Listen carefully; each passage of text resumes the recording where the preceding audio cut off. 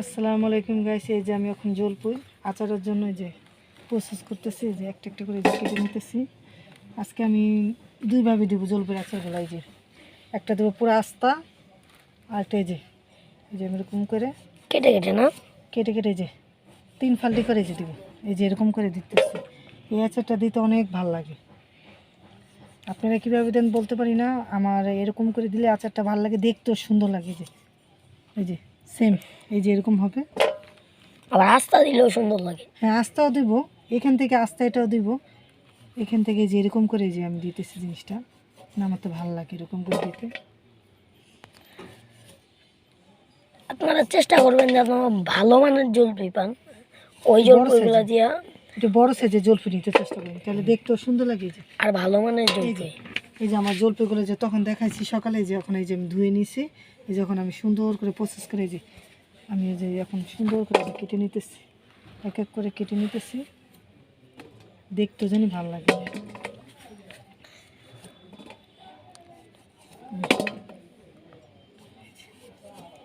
আমি সবগুলো এই যে সুন্দর করে।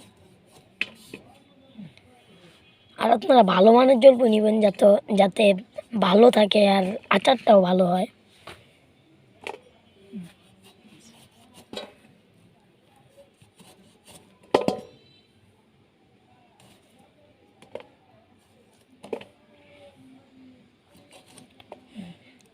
আর যদি জলপাইগুলো আচারগুলো আজকে না দিই, কালকে দেখা যেতেছে জলপাইগুলো সবগুলো পেকে যাবে। পেকে গেলে এই আচারগুলো আমি যেরকম চেয়েছি এরকম হবে না, একদম গলে যাবে। আরেকদিন আপনাদের ওই পাকা জলপাইয়ের আচারটাও দেখাবো ইনশাল্লাহ।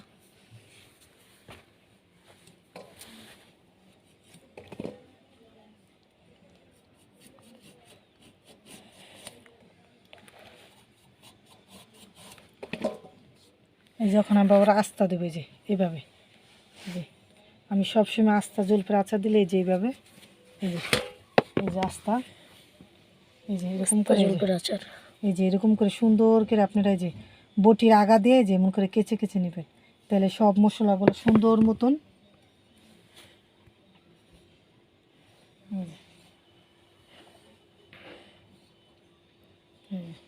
এই যে আমার আচারগুলো বলের মধ্যে নিতেছে।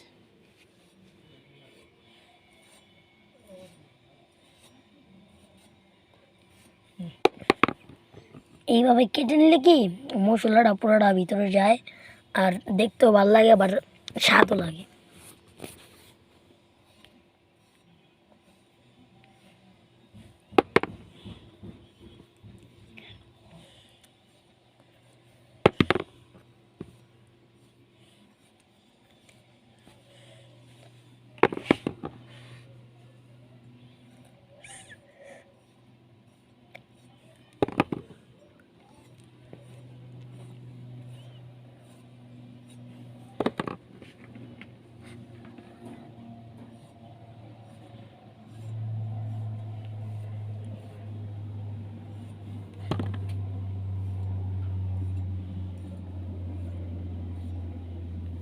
তো আপনাদেরকে সব কিছু কুটে নেওয়ার পর দেখা যাচ্ছে। ধন্যবাদ।